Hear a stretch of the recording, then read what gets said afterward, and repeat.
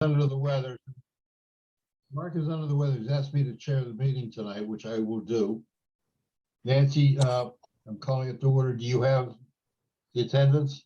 Yes, I do. Okay, we have the minutes from our last meeting, September 7th. Anybody have, can I have a motion to accept them? And does anybody have any changes to them?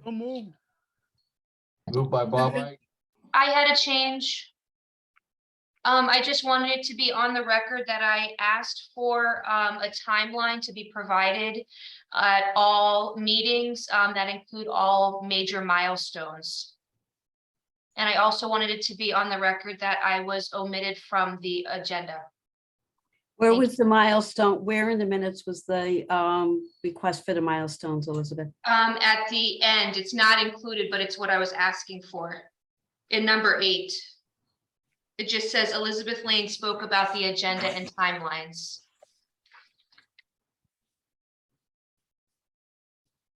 Well, you already, the timelines have been given out numerous times. And they haven't changed in the last month. It's not that I'm aware of. Anything else from anybody?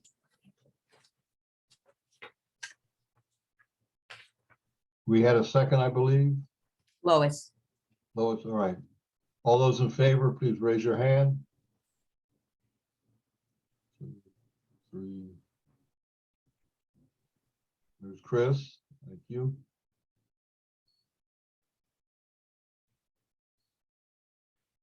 All right. Jesse, you have your hand? Yep. Okay. Yes. Yep. Yes, digitally. I'm sorry. I'm transitioning from work and whatnot, and so my Okay. camera's off. But yes. Yep. Okay. And Mark had his hand up as well. All right. Any opposed? Any abstentions? I'll abstain, Bob. All right, 1 abstention. All right. Moving on, we're in project update. Let's start off with CSKP. Ricard, you guys are up. Yes, great. Thanks very much, Bob. Sorry to hear that Mark is under the weather. With me this evening are Deanna Lancer at the end of the table, and between us is Taisu Kim. We are also expecting some people from our Boston office. I don't know if they have arrived yet or not. Oh, I see. Yugon Kim. There he is. Yugon, wave your hand. All right, great. So Yugon is there. Anyone else accompanying you this evening? There's multiple Yugon Kims. You can see it by their names, but they're obviously different people. Laura is not Yugon Kim, but she's been working on the project extensively. And then Shingi, I think, is trying to call in as well. She'll come in, but she might be named Yugon Kim too. So we're just excited to be at the meeting today.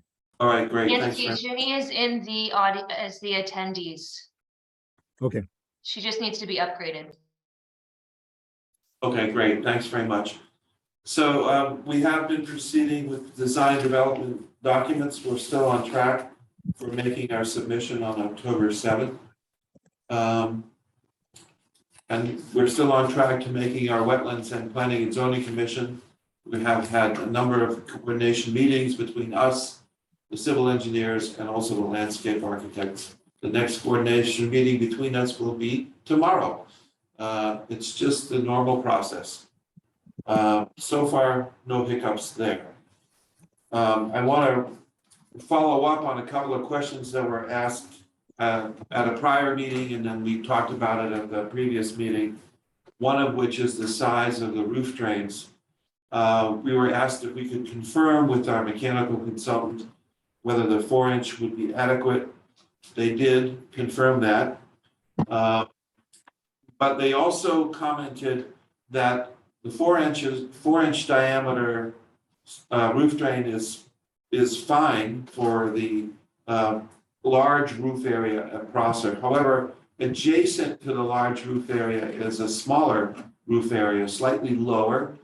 And for that area, that limited areas, those will be a 2-inch drain, which is more than sufficient to meet the drainage requirements. So we are proceeding on that basis.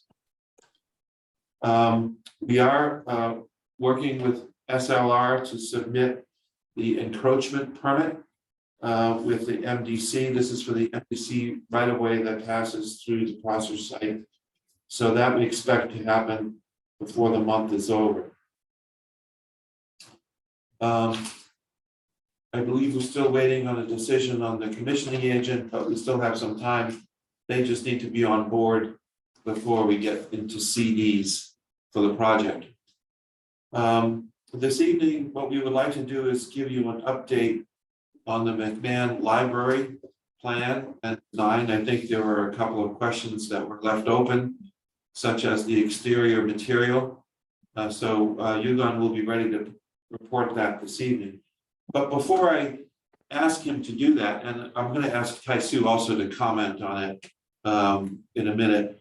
I just want to say that Yugon has been working on this project for a while. He has met with library staff when we've had the programming meetings with them and plan reviews. And I think I attended the last meeting that they had, and I thought it went really well. Hopefully I'm seeing nods from Elizabeth and staff. So it was time to share this with the full committee. Yugon directs our Boston office, but that doesn't mean he's running the show on McMahon. We have been working closely with Yugon. The architect of record is still the Hartford office. We're the office that's responsible for both projects. And the architect of record will in fact be Tai-Su Kim. But we are taking advantage of the talent that exists in the Boston office, as well as the manpower. I confess, it's nice to have some additional manpower. We are, for example, sharing a lot of information. We're going to be writing a spec for each of the project specifications that we'll be giving to Downs, as well as the drawings. But we've been sharing details and sharing spec information. So it's a pretty seamless process. Tai-Su, do you want to say anything before we turn it over to Yugon? Well, as Richard said, we've been working with the Boston office, McMahon project. They started from the very beginning, but I've been informed every step of the way, and I think they've been doing a very good job. So you're going to speak about McMahon primary interior progress. And so go ahead. Sure. It's great to hear, Richard, that we are manpower for you, but the truth comes out. But it's really great to have this opportunity for the Boston office to speak about the project. We're just really excited to be able to work on this really great library, and our entire team will kind of speak about the project and different aspects. What we'd like to do is touch upon a lot of the kind of interior progress. We've spent a lot of time in that. We really kind of pride ourselves to kind of not only elevate the exterior, which we'll talk about a little bit at the end, but really think about forward-thinking interiors, and really ones that celebrate what a library needs to be as this kind of community center for the public.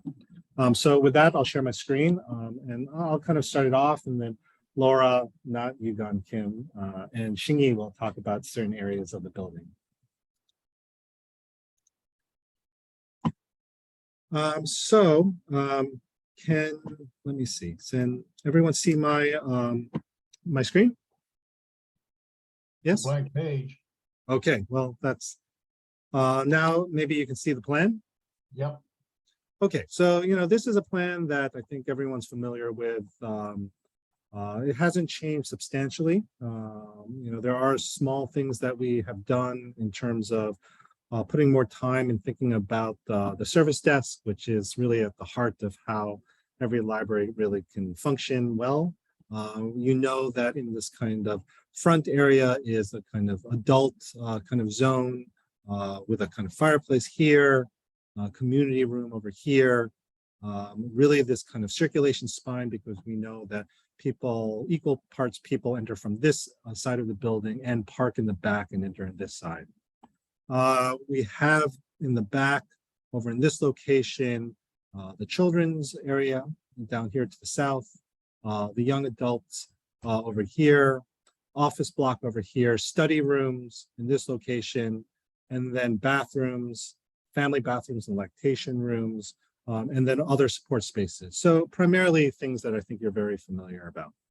We still have in this kind of approach the ability for the library to be closed while sectioning off a portion of the library so that the community room and this kind of cafe zone that could be very flexible in terms of the operations of the community room to be used in kind of isolation while the rest of the library is kind of closed.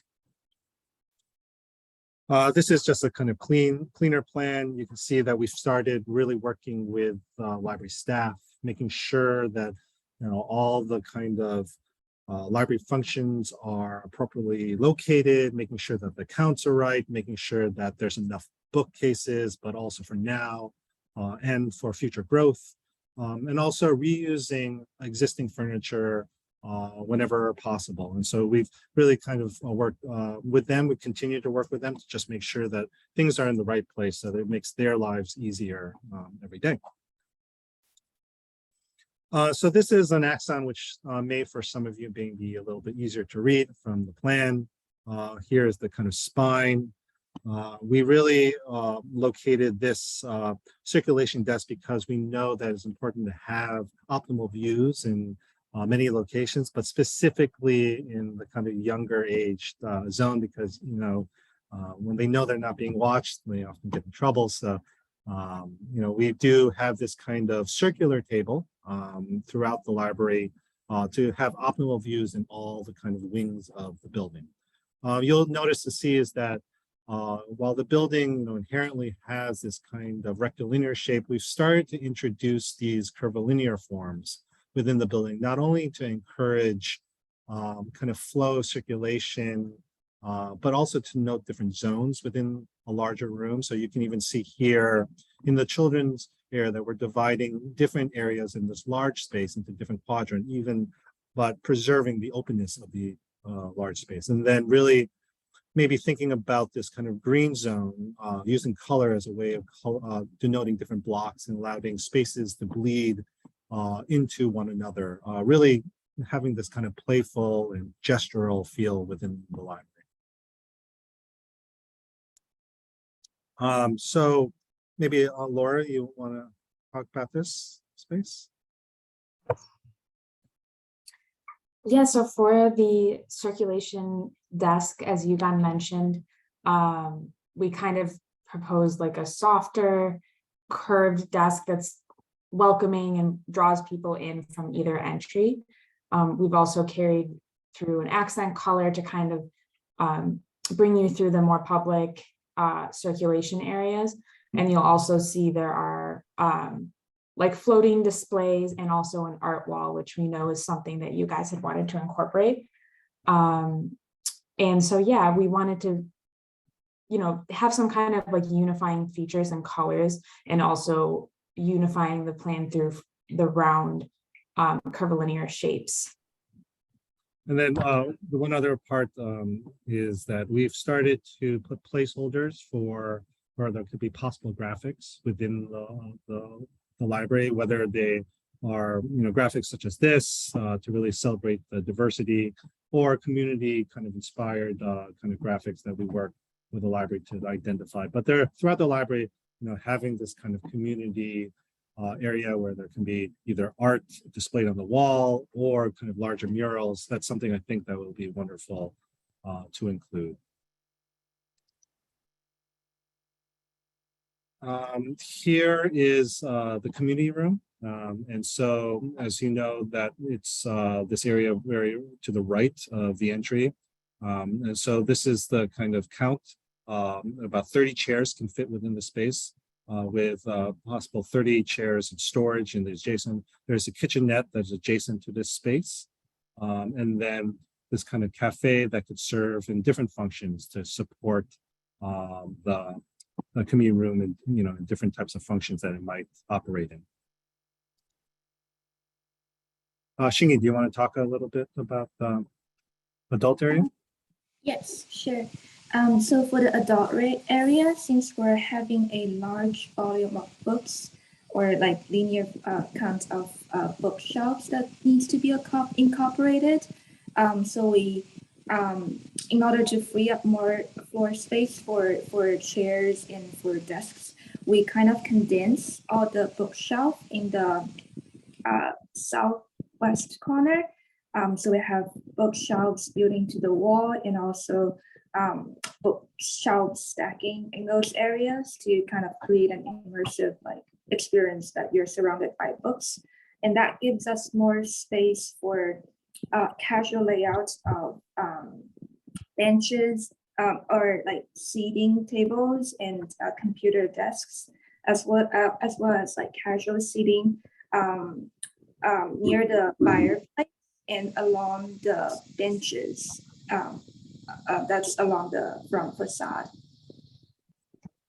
And yes, so we're able to accommodate 10 seating PCs and 2 standing ones, as well as a printer station and printer and a business center.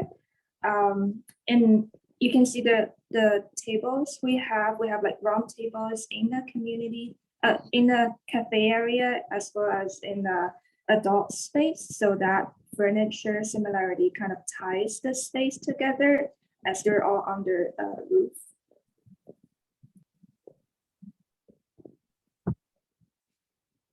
I'm not sure.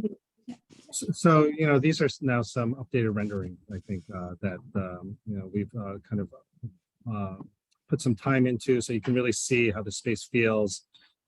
This kind of density of bookshelves at the back of the space, as Shingy mentioned, and then this kind of more open seating closer to the facade where that the roof plane folds up to allow more light in. Really this kind of open space that kind of draws you into where the fireplace is. And then looking back at the kind of green core back to the community room, a very kind of dynamic, but still quiet space for the adults to all kind of gather.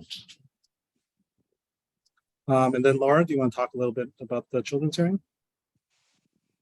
Yeah, so for the children's area, we wanted to preserve that kind of sense of flow through the space, but we also wanted to take the opportunity to kind of give different seating areas that were divided by shelves and or kind of these colored areas on the carpets that allow the children to kind of have separate, more quiet zones, so that it's not everyone sitting in one zone and having it be super loud.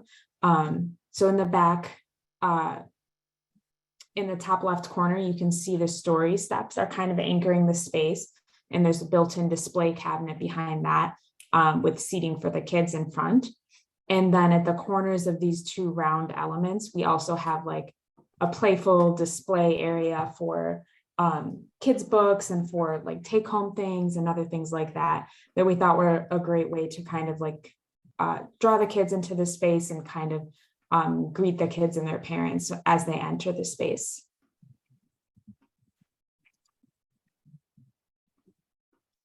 So you can see we've accommodated all of the required book shelving, but we've also left some room for growth.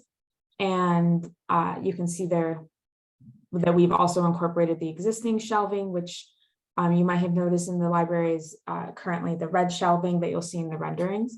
And we've also incorporated a lot more seating and room for computers as well.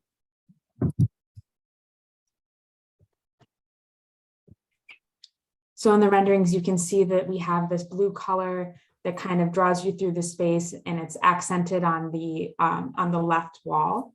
And then in the back, you'll also see next to the large windows, we have this story area with the built-in shelves with lots of wood tones and warm accents in there as well.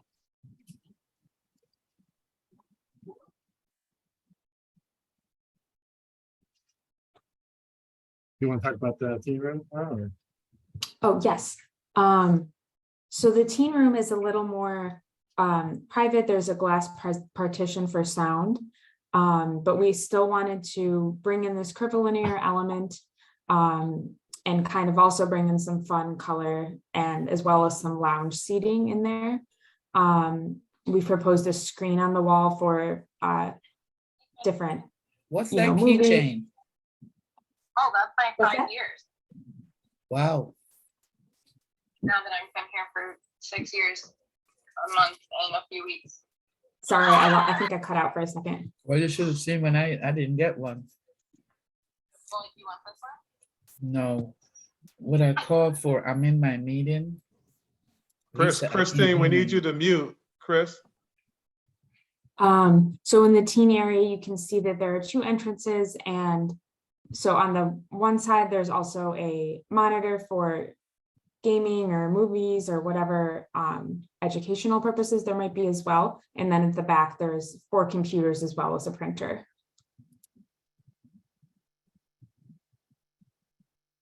So currently the teen collection is rather small, and you guys have mentioned the possibility of growth for that collection. So we've included along the right wall additional shelving for the growth of that collection as well. And then, obviously, since this is an open plan, there's many different configurations that it can handle. I think, Laura purposely kind of suggested that this kind of lounge seating could be placed here, it could be, 3 independent zones, but then really if there's a kind of big party at the screen, they could be turned and the kind of viewing circle could be expanded quite a bit.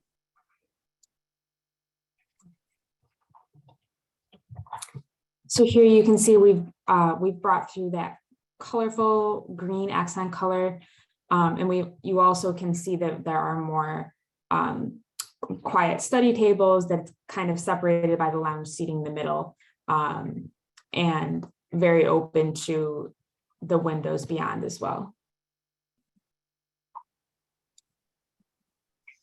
So here, I think at least from the interior side, this is the current update. You can see these are kind of select images from all the different spaces, so that everyone understands the direction I think we hope the library to go in. And then I guess, while you kind of marinate over those, we can kind of pivot over to the facade kind of things that we've just kind of begin studying. We have some comparisons between the brick version prior and then perhaps alternative possibility that you might consider. As many of you know, very early on, both offices were looking at different facade materials. Originally, we looked at wood facade, and then I think there was a request from the town to go to brick. And then my understanding is that they want to take a second look at the wood. So this is kind of an exploration of that right now. So as you know, the rendering on the left is the brick. What our idea was up here was to try to replicate the kind of language, the color tone of the existing brick, which is, a little bit difficult, but we thought it would be possible. As you know, that we have this kind of folded kind of ceiling roof plane that allows light and visibility in from the street side, and this exterior bench element that we understand from the staff will be well used by the kind of visitors of the library. Looking at it again, we re-looked at the wood facade, and so you can see the kind of just overall mood and experiential difference between the 2 different materials. There's a certain warmth, I think, that exists with wood that just brick inherently doesn't have. And so, as you know, that was our initial proposal. And, I think having this wood tone is still something that we're quite interested to do. We're still exploring different kind of configurations of the wood, but we've really kind of looked at a modern clapboard approach that is similar to some of the just buildings around, a lot of them, while they're residential, do have that clapboard kind of a facade. And we thought if we can create a more modern, contemporary approach to that style, it would help library become a little bit more contextual within the neighborhood.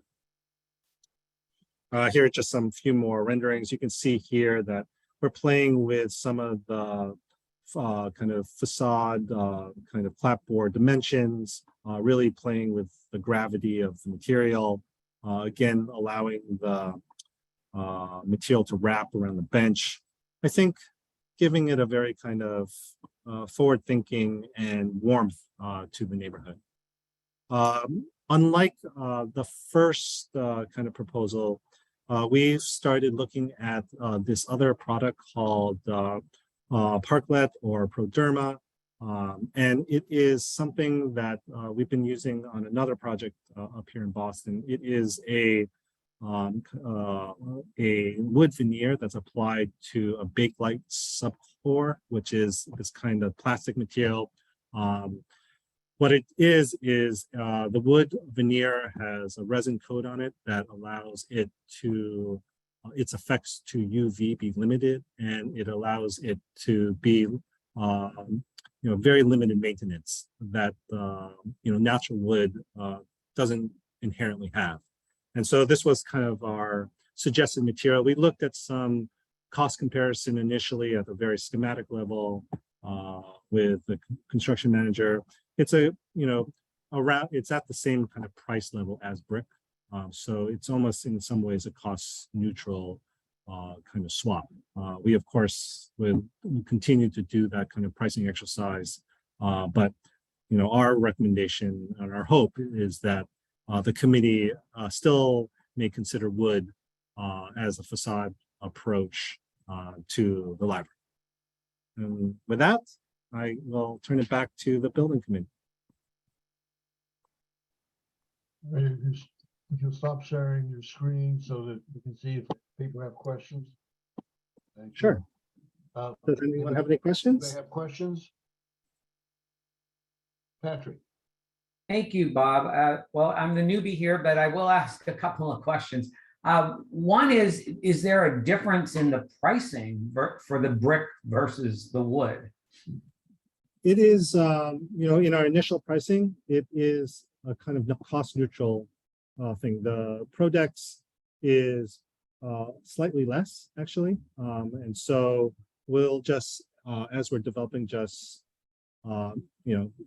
confirm that. But in our initial exercises, that's the information that we got back from them. Okay, that's good. And then my second question is, what is the timeline for having a decision from the library building committee as to what is the best option?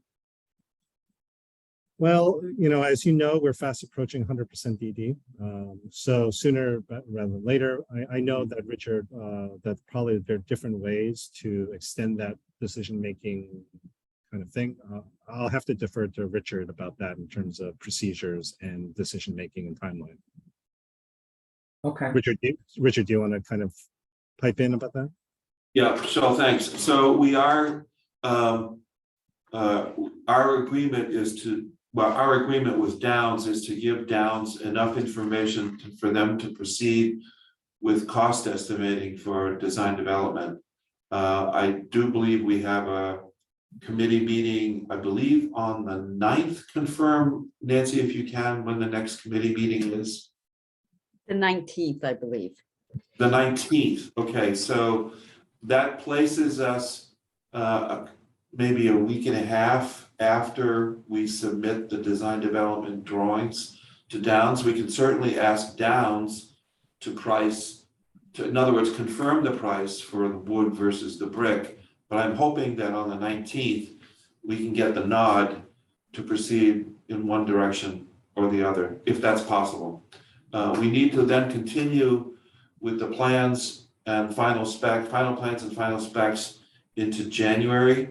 I believe that deadline commitment is the 16th of January. January 16th. We really would like to have, ideally, a decision from the committee by October 19th, so that we can do the final details for the appropriate material. Okay, thank you. And I guess then my only last question would be, what, is there other information that you think this committee needs in order to make that determination? Or is what you presented tonight enough for this committee to determine what the answer should be? Well, I leave it to the committee to ask any questions if they need more information. More information can certainly be provided. We can ask Yugon to show where this material is used to, you know, to the best of his knowledge. If you can find out where it was used, ideally, if we're someplace in Connecticut, if it were used, so that if the committee wanted to go touch it, feel it, I think that might be one thing that committee members might choose to do. You tell me what information you might need. And it doesn't necessarily have to be immediately tonight. You can certainly follow up after you mull this over. And then through the committee chair or through Nancy, we can get your questions and try to supplement this with additional information. Okay. Thank you, Mr. Co-Chair. Deputy Mayor, you had your hand up.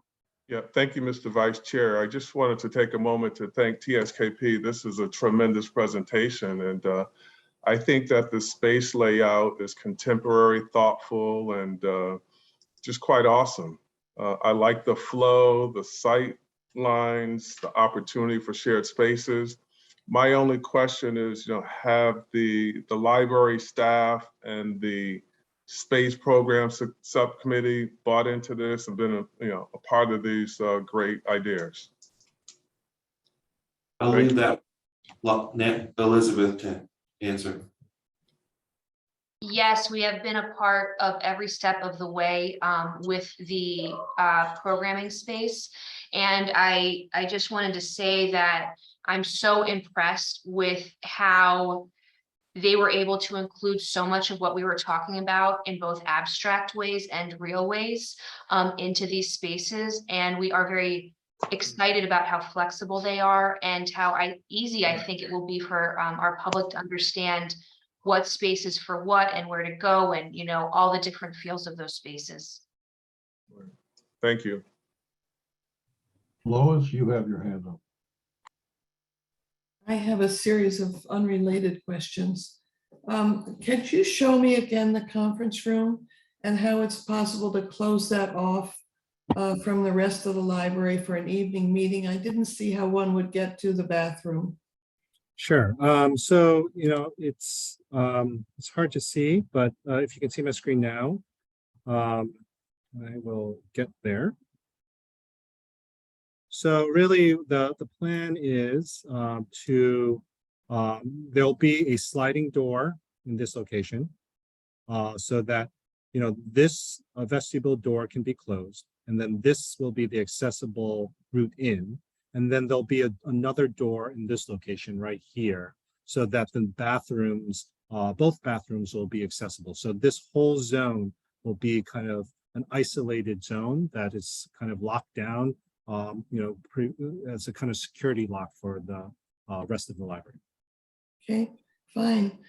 With respect to the non-wood proposal or the wood proposal, it's a conglomerate of materials, I guess. What is the length of experience with that in terms of maintenance? Has it been used on buildings for many years?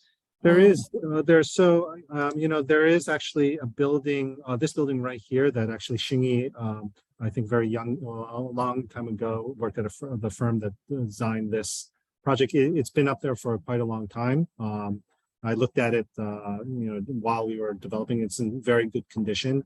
It's one of the things that we draw us to this material because the way that, as you may know, wood requires, sometimes requires maintenance, and also it kind of changes color tone over time.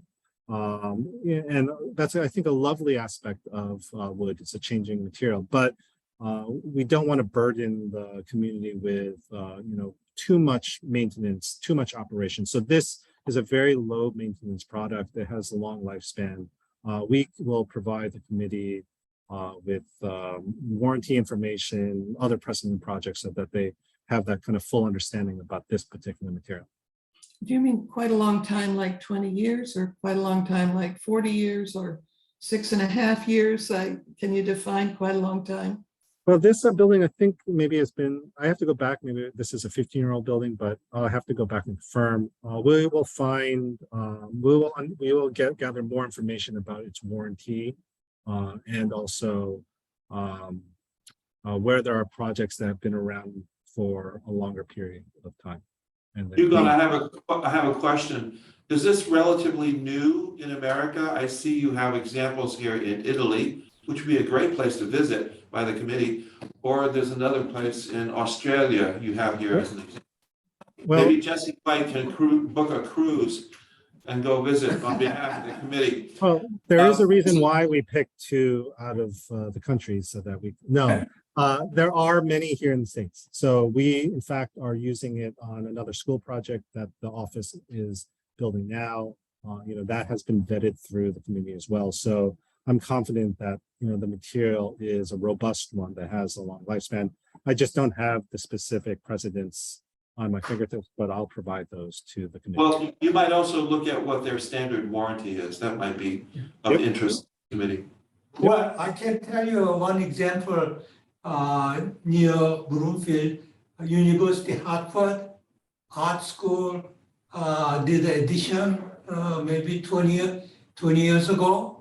The same material they use, and it's a steel. It's a great shape. So you might stop by University Hartford Art School edition. Does have that wood-looking facade, and it stand time quite well. It's about 20 years old. Lois, Thank you have questions? Yeah, a couple more. When we started working on McMahon, one of the things that we said was that it would be kind of a center for the children. That was really going to be the emphasis. And I need to be reassured by the library staff that you feel that we are going to accomplish that and that it's large enough. I'm not good on spatial relationships, but to me, it feels a little small. Yes, we think that we have maximized the space in terms of making sure that all segments of our population will have space for them. And that is both in terms of space to do things and for collections. You'll note that they very specifically mentioned that there's room for growth for the collections, specifically around the teen collection. It's currently very small at McMahon. And we know we're going to be growing that, and they have allowed for that. Of course, we always want bigger is better, but this library and the community room, which we will be using as a flex space whenever we do need more space for a specific demographic or a program. So that is kind of how we're thinking about it. That community room is going to be for programs, but it's also going to be maybe after school, we need more space for the kids, or we need study room space that's more quiet for the kids after school, etc. But yeah, we are happy with the size and the spatial layout. Thank you. And my last comment is that I'm not crazy about olive green. Well, So noted. I think, the thing will be is that when we get closer to, final drawings, what we always do is bring color samples, things on our screen from one screen to the other. They look very different. So on our screen, it doesn't look olive. It's a much more kind of vibrant kind of, I wouldn't go as far as lime green, but it's a different green. And so we would just love the opportunity to kind of share those colors because color is a very personal thing. And so it's something I think if we're all in kind of agreement that we can all find the right color, and color really creates a dynamic space and a wonderful experience. I'm sure we can find the right color for everyone. Thank you. Look like spring gleam. But that's just my opinion on the screen that I'm looking at. Yeah, I mean, right? I bet if everyone showed their screen, there'd be, I don't know how many people are here, 20 greens on the screen. So, anybody else have any questions? Ava. Thanks, Bob. Actually, I had really just two brief comments. Absolutely love what I'm seeing. The welcome wall concept, all of the languages is wonderful. And I like the wood. Historically in New England, wood was an elegant building material. It was usually conserved for rich people's furniture, those kinds of uses. I would love to see McMahon have that as an elevated outside element. No one in town deserves that more. Thanks. Thank you. Okay. Do you have more, Lois, or? Just one other comment. We recently went to Washington, D.C. and went to a new museum called Planet Word. And it had that kind of a screen, a welcoming screen. Has any of you been there? It would be worth investigating because it was not static. The words were moving all the time. And the source of the words was explained. And I think it would be worth somebody finding out about that. It was extraordinarily impressive and would be a wonderful kind of welcome for anybody who's interested in books and words. As we've been designing it, we also are thinking about the library, during the evening.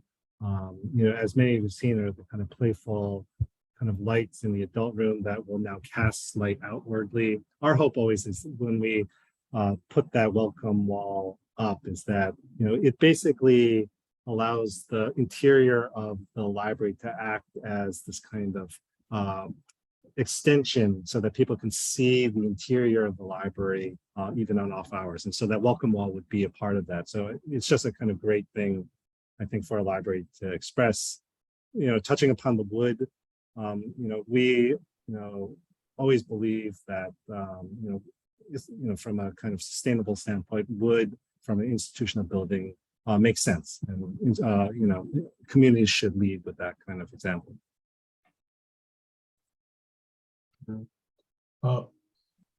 I just have one comment. My questions were answered because basically everyone else has the same questions I was going to ask. My comment is that I like the change that you've shown, even though some of them are minor. I think they point out very clearly changes that need to be made. The one question I have, or comment, is data drops for the computers. Is it going to be wireless, or are you going to have wires there? And if so, have the locations for those wires been determined yet? I'll take that question. That's still a work in progress, Bob. We're going to be having coordination meetings with the technology consultant, and that will be incorporated into the DD set, the design development set.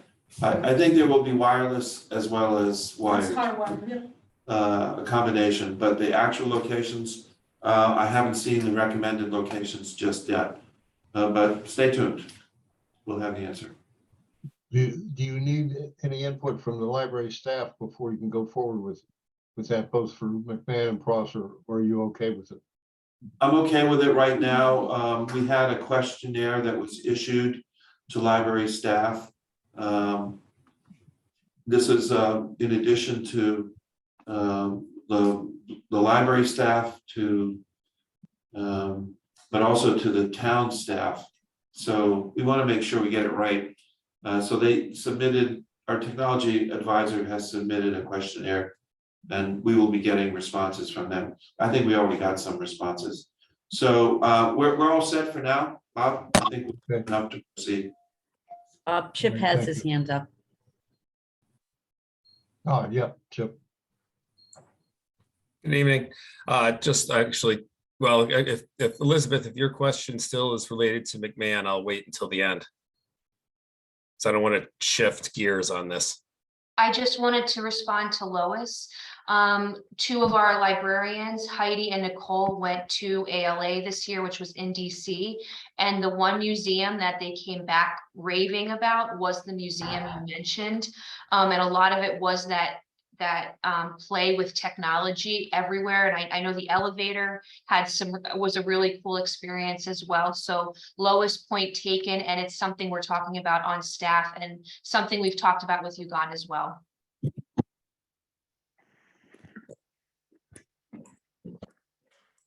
Okay, All right, back to me. yep, back to you. All right, I just wanted to touch base on schedule because you mentioned that you guys were on track for the October 7th submission. I just want to confirm that's not only Taisu Kim, but it's all of your sub-consultants, MEP, civil, structural, that everybody has the information that they need and are proceeding and everything's being coordinated for that date. Yes, we're on track with all our sub-consultants. We have been lagging behind, honestly, on the technology portion, but we have a commitment from the technology consultant to at least be able to give Downs an estimate for the value of all of the wiring that's required, the number of drops that they are estimating that may be required. So they may not have the illustrations to the same level that we have from the other consultants, but at least we'll have enough information for Downs to know what the cost should be. Okay, and that is related to my next question is what are the concerns, what are the exposures right now that are out there, and what can any of the team members or the committee do to help mitigate any of those concerns? So we have a lot that we need to accomplish to meet the DD as well as the planning and zoning submission. I think we have finally resolved the parking count that's required because that traffic report needs to be submitted. I think that will be achievable. I don't think that anything else at the moment. We did get a comment today about some topographic information that our landscape architect may need that is not sufficient on this survey, but I think he can approximate what's necessary to finish his drawings. Yes, for this DD submission, I think we can provide some information. Yeah. To be confirmed. Okay. So I think we're good, Chip. All right, great, thank you. Anybody else for Taisu Kim? Seeing none, let's move on to Downs. All right, good evening, everyone. Thanks, Bob. This is Kyle Lantini from Downs Construction. We don't have much of an update tonight. The schedule hasn't changed in the last 2 weeks since we met last. And as we've heard, we're tracking towards the October 7th design development date. So unless there's any questions or comments from the committee, that's all we have for tonight. Elizabeth. Yes, Kyle, thank you. I just wanted to again ask that we be presented with timelines every meeting that include major milestones, including when we would move out, when breaking ground would happen, when the projects would be done, those types of timelines as we're gearing up to try to share some more deliverables with the public. And those types of questions are very popular. People asking, when's it going to be done? When's it going to start? And we just want to be as accurate as possible. So I just wanted to relay that request again. Okay. We do have a schedule that we obviously are tracking in the background. We haven't updated it since the last meeting, but we can share that again for sure. We'll get it out to Nancy and it'll go around to the group. Thank you, Kyle. Anybody else? Nancy, you have your hand up? Yep. Kyle, refresh my memory. First of all, I do want to say that the schedule that you provided last time is on the town's website.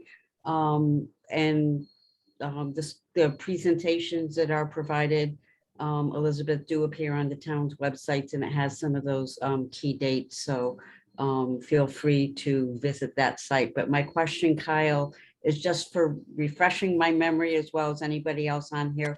What is the length of time do you think it will be for the estimate to take place? So we are looking at turning over the estimate on November 2nd for this Okay. committee to review with the design team and everybody. And then I think a week later, we've coordinated it with the building committee meeting schedule that we'd be looking for an approval on November 9th. Great, thank you. Any other questions for Downs? I don't see any hands, so thank you, Kyle. Thank you. Move on to Chip Colliers. Thank you.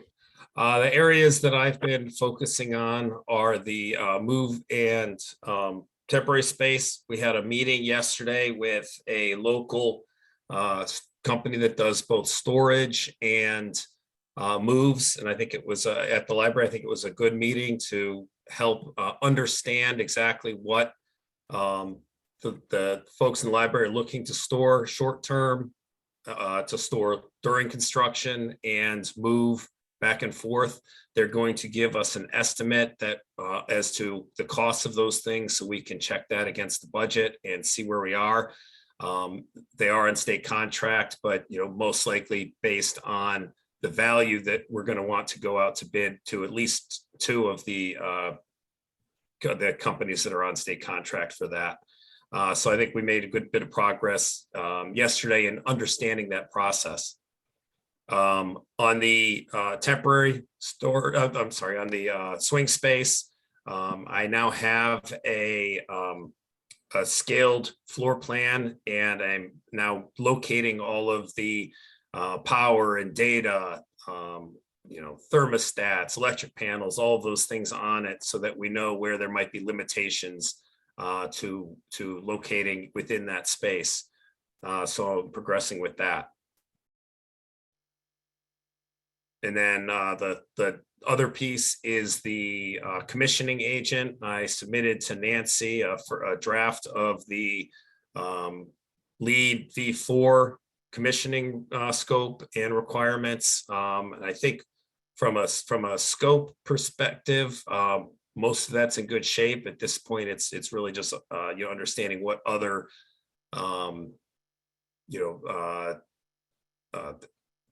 clauses are required for Bloomfield. Nancy, I don't know if you had a chance to look at that yet, or who that should get distributed to. But that is in place. I have not had a chance to look at it, but I will get back to you before the end of the week. All right, thank you. I would, once we get that out, I would think that a 2-week time frame for getting bids back for that kind of work is reasonable. So we should have no problem having a commissioning agent on board before we start DD. Or I'm sorry, CDs, construction documents. Thanks, Chip. Any questions? Questions for Chip? I don't see any hands. I have one question though, Chip. Yep. You had talked earlier about talking to other people, Colliers, if they knew of any other space in Bloomfield. Anything come up? Not yet. I haven't had that discussion yet. I was away for most of last week, so that's still pending. Okay. They might find something I missed. Yep. All right. Thank you, Chip. Moving on Sure. to committee reports. Let's start with outreach.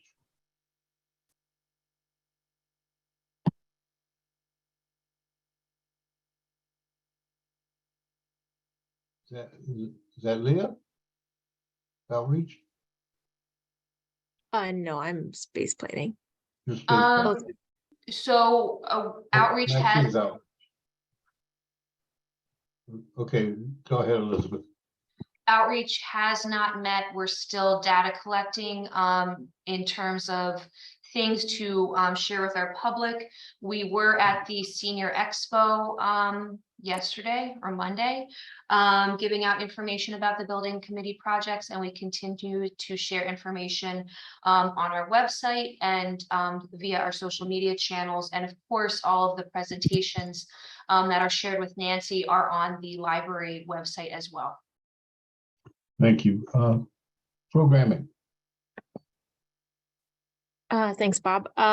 We met last Tuesday and Richard spoke to that a little bit. Well, so Chris from BPL and some of the town of Bloomfield IT staff are working on filling out those surveys from D'Agostino and getting so that we can get everything to TSKP by the deadline.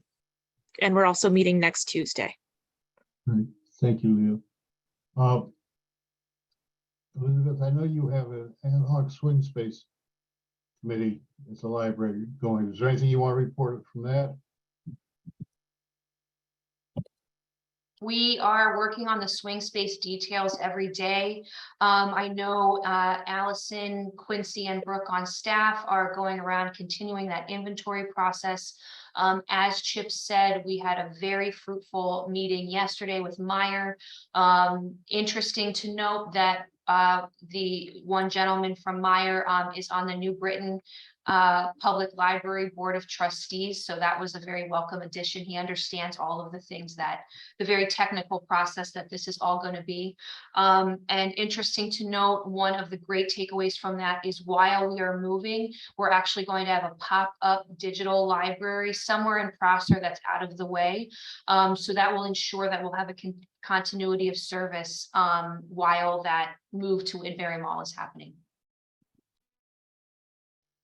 Okay, and I presume we're still going ahead with an second swing space site, probably at Belk. We are still uncertain about that. We have yet to hear what hours we are absolutely allowed to be in that building. So we have yet to make any decision about the ELC. Okay, thank you. Okay, that's as far as I know, finishes committee reports. Nancy, we have an approval of purchase. Yes, we have one. It is for some environmental consulting services for soils management at the Prosser site, and it's from GeoQuest. We did get several quotes for this. GeoQuest was, in addition to being the lowest at approximately 39 and not to exceed amount of 39. I don't have the 145. 30, thank you. They're also a local firm right across the street from Town Hall. So we are recommending, we actually met with them, walked through the scope of work that they're going to be doing, check their references. There was not a negative comment about them. So we would like to move forward with authorizing the purchase of these environmental services for the soils management at Prosser with GeoQuest. Moved. I presume it's an amount not to exceed 39. It's a not to exceed amount. Moved by And Bob. honestly, when we met with them, he didn't even think we would need $39,000, but in order to be safe, that's why they put the not to exceed amount. Is there a second? I'll second it, but then I need to have a comment. Yep, that's Question. fine, Lois. All right, I comments, read- questions? I read the proposal and having overseen the underground storage tank program at DEP, I was a little concerned to read that one of the ways that they might reduce the cost was to do something with the soil such that they lost the contamination and it didn't need to be landfilled or sent to a secure site. Can you tell me what that means?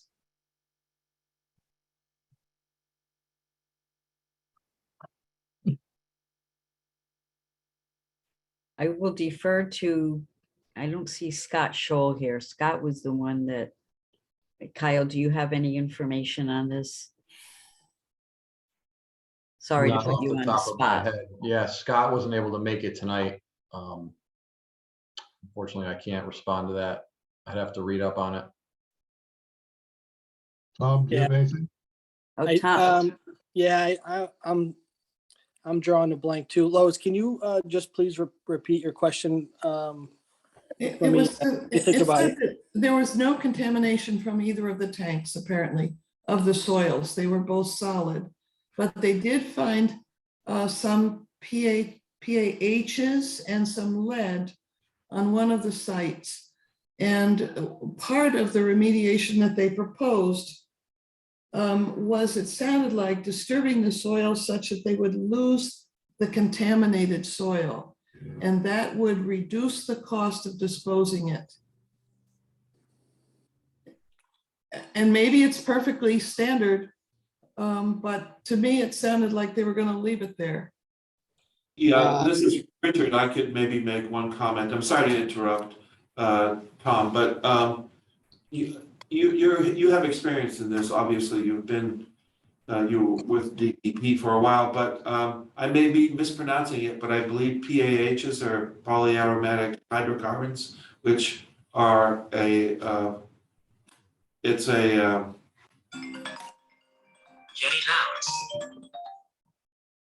it's a byproduct of a number of processes, and it exists in all kinds of soils. It could be from bituminous pavement that might be demolished and buried in with the soil. It could even be leftover charcoal from a barbecue, for example. It's found in those kinds of products. And lead. And lead is, you know, I'm not sure whether it's from the building, it could have been from paint, I'm not sure where it's from.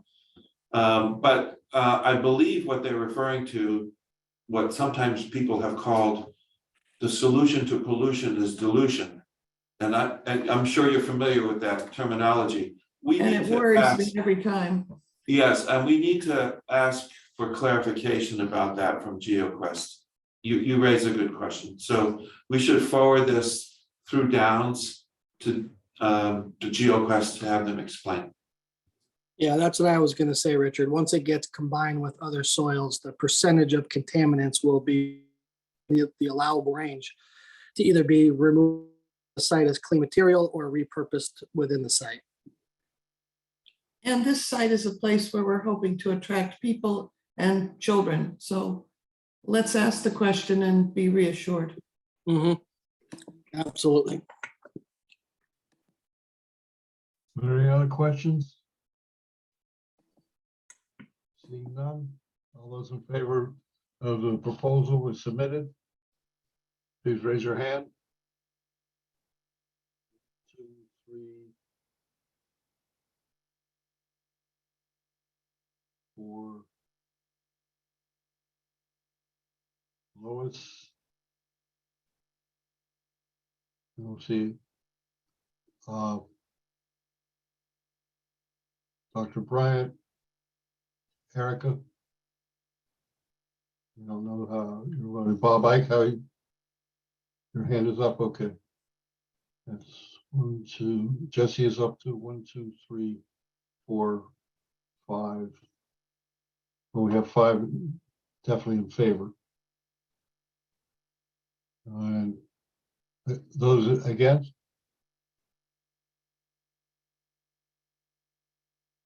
You're against it, I'm Patrick? against too. I need the information. Okay. Abstaining? Well, the motion passes. But we do want to, we will get that information before coming. And we have some invoices, Nancy. Yes, we do. The first one is invoice number 200802-9 for TSKP for $46,500. This is for 75% of design development at Prosser. So moved. Moved by Bob Ike, seconded by Second, All right, I'm going on to. Jesse. Jesse, seconded. Okay.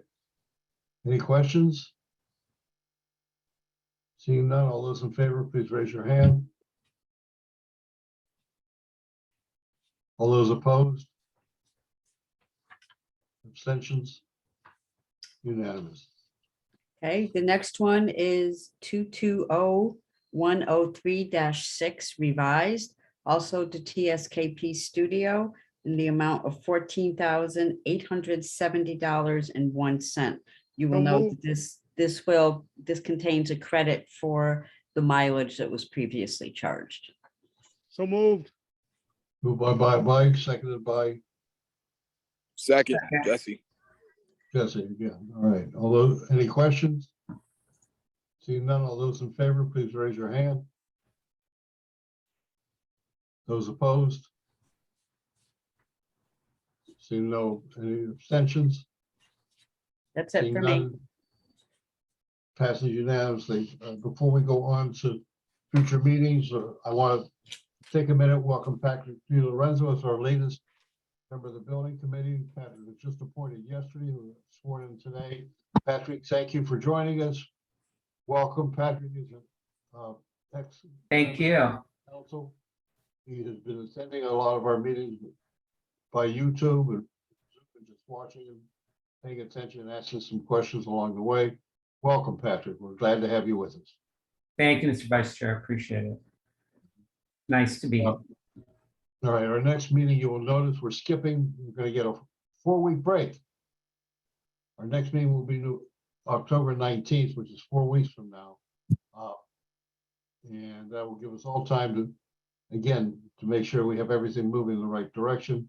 By then, Tai-Soo Kim will have the design drawings completed and the stuff will be over to Down so they can start working on getting the estimates to us for our meeting on November 2nd. Anybody going to have any problems with those 2 dates for meetings? Good, and we're going. And now we'll go to comments from the committee. Anybody on the committee have any comments to make? Deputy Mayor. Thank you, Mr. Vice Chair. I wanted to reiterate what you just said about Patrick DiLorenzo. The council is very excited to have Patrick on Library Building Committee. As most of you know, Patrick served on the town council. He's on the Library Board of Trustees. He's a project manager with great experience, very thoughtful, and just a wonderful addition. I think he's going to be great for this committee. So we're excited about the appointment. So Patrick, welcome.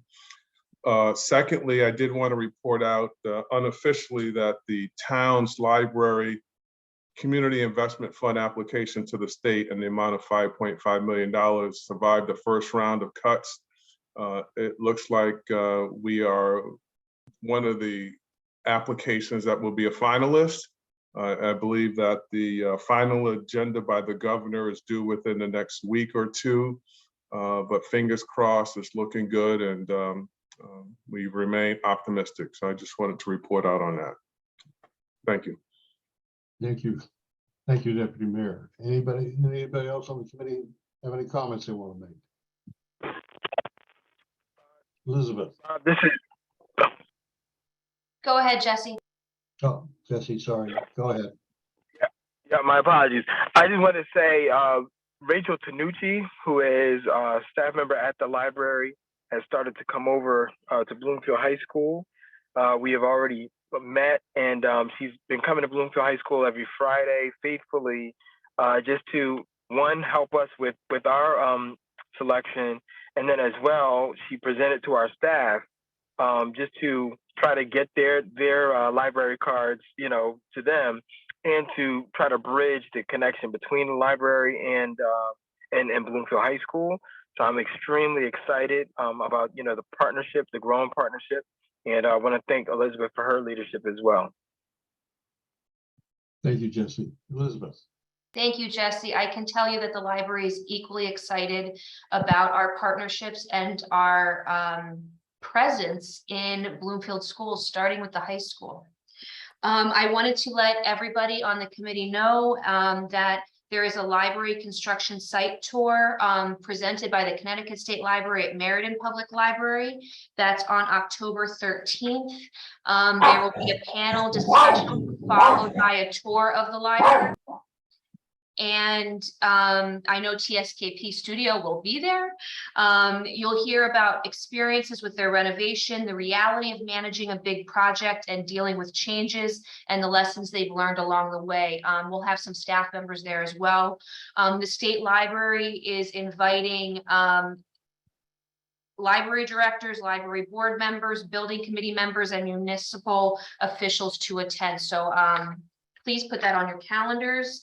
I know Allison sent out about Digital Inclusion Week. There's a big program at Hartford Public Library with American Library Association Executive Director Tracy Hall. I know I've talked to you all about Tracy before. She is an amazing leader, and it will be a great program. It's about advancing to digital equity in Connecticut, which is a core part of this library project. And that's on October 5th at 9:30 at Hartford Public Library. I wanted to note that it's the International Day of Peace today, and that's United Nations initiative. And part of that is the hope of building societies where all members feel that they can flourish. And that is something we're trying to do with this library project as well. We are finishing up with everything we need to submit to the state library for the grant. There's 6 items left. It's a long list, but we're down to 6. And that's all due by September 30th, and we are on track to reach that. And a bit of negative news about the tech needs for the library. The assistant IT director resigned. And so we have not only the absence of an IT director, we also now have the absence of the assistant IT director. I know Chris, assistant director of the library, is going to be in communication with Bob, as well as Scott, who is no longer with the town, to try to bridge that gap as much as possible. But we are thankful for the consultant that TSKP has brought on board. We are confident that the consultant, in partnership with Chris, will be able to get everything done in a productive way. Of course, we're excited about the CIF grant. I wanted to say thank you to the mayor for appointing library board trustee Patrick DiLorenzo. We're excited to have a voting member of the library board on this committee. I think that was a really important part. And I just wanted to continue to thank the other ad hoc members, Maxine, Leah, and Ava, who've been a huge part of this project. I know that last time there was a public comment about a meeting being held on October 5th, and that was just an oversight. We were never going to have a meeting on Yom Kippur. And I know that it's critical that I continue to give information about the libraries. And there's one important thing that we've noticed as we're wrapping up fiscal year 2022 statistics. When we went into this project, the usage between Prosser and McMahon was about 80-20. So like 80% of our use was at Prosser and 20% was at McMahon. And we knew that was going to change, but it's changing at a much faster pace. And now we're seeing about 70% usage at Prosser and 30% usage at McMahon. We do predict that those numbers are going to continue to grow, specifically as McMahon Wittenberry is going to be the first library to open after we do this building project. So that's really exciting, and we're already starting to think ahead to opening day. So I know that that's an exciting thing for us all to think about. And that was it. Thank you, Vice Chair. Thank you. Anybody else on the committee? I don't see any other hands, so it's my turn. Yeah, I was going to announce that the assistant IT director is resigning as well. And one of the things I think this committee needs to think about, and we may need to have to do, is to unfortunately spend some money hiring a consultant to help with the transition from Prosser McMahon to the temporary swing spaces. Because we really probably aren't going to be able to get much from the town. One of the things I do intend to try and do tomorrow is to get in touch with Bob and see what consultants the town already has on board, may be able to help us with that and see whether or not we need to get a quote from them, because we do need to deal with that. We can't put that off, because that's a key part of making sure that the swing space is going to function properly. And that's the only comment I have. And do we have public comments, Nancy? Yes. First of all, Sten Casperson. Thank you, Nancy. Thank you, Mr. Chairman. I do have 3 comments. 2 of them are minor. The other is a little more lengthy.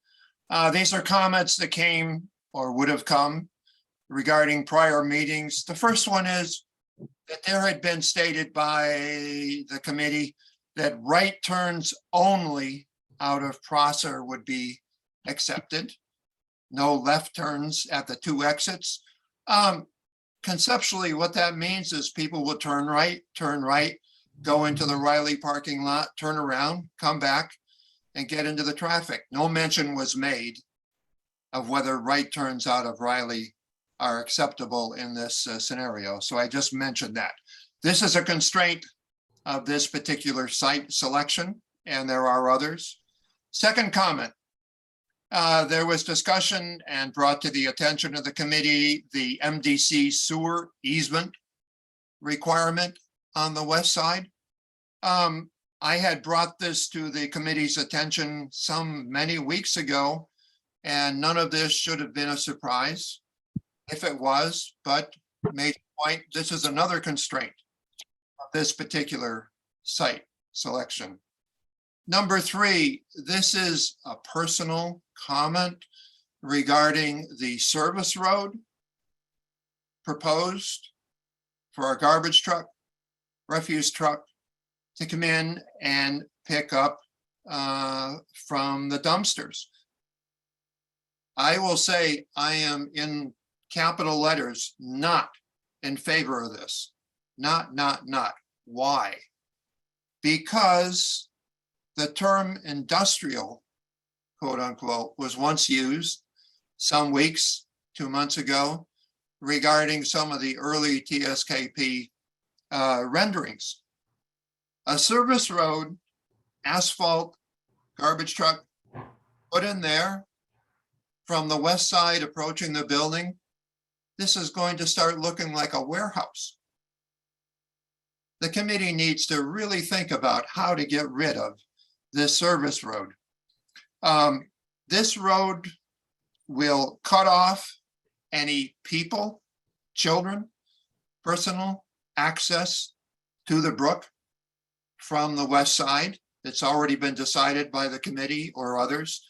There will not be a balcony on the west side for people to sit on and enjoy the view. This also means that the bridge, which is a footbridge, is going to look down on asphalt. None of this is desirable. So let's figure out a way out of this. Again, this is another constraint of this particular site. If it's correct that the garbage truck can't easily go through the lower level garage, pick up the dumpster and get out on Tungus Avenue, question is, will it fit under the inclined footbridge? Because the headroom there is less than it is going into the garage. I propose a radical solution to this, a radical option. And if you laugh, fine. If you say, don't even think about it, Sten, that's fine too. If the garbage truck cannot easily get to the refuse, then get the refuse to a receptacle located on the Riley property. What does that mean?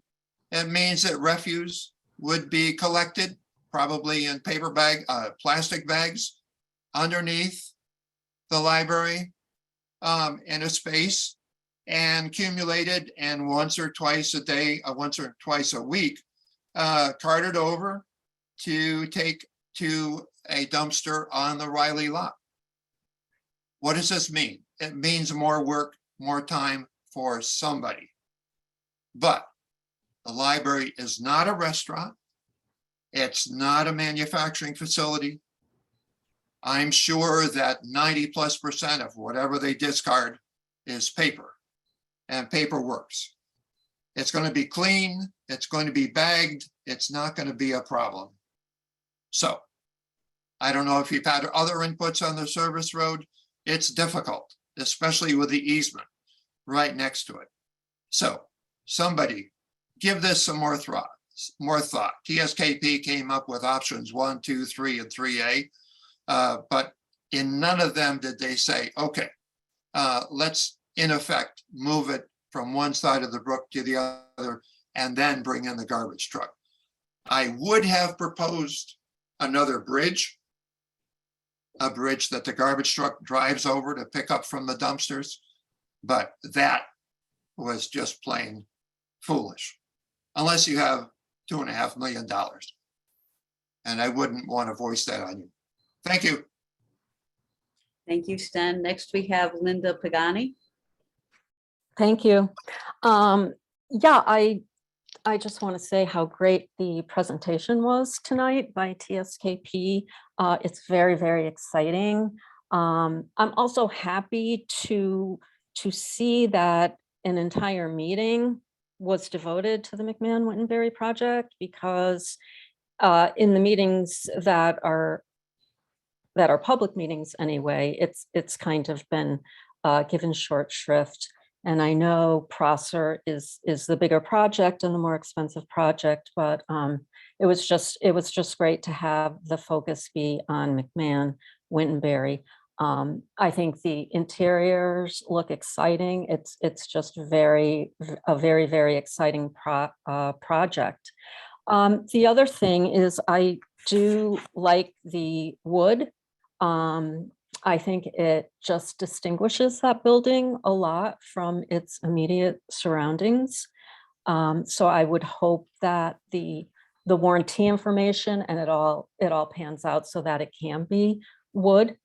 And I would say that Tai-Soo Kim brought up about the Hartford Art School edition, and I think on the Watkinson property, which is right next door, very, very close to Bloomfield Avenue, there's a newer building that has a wooden facade or a wood-like facade. And I don't know if that's using the same material, but it's extremely striking. And I drive by that building very, very often. And it just has a great street presence, which I think is what we all want for McMahon-Wittenberry. So thank you. Thank you, Linda. Anyone else from the public? No one else, Mr. Vice Chair. Thank you. Can we have a motion to adjourn? So moved. So moved by Mike, seconded by, Jesse. thank you, Jesse. All those in favor of adjourning, please signify by raising your hand. Aye. Thank you. Anybody opposed?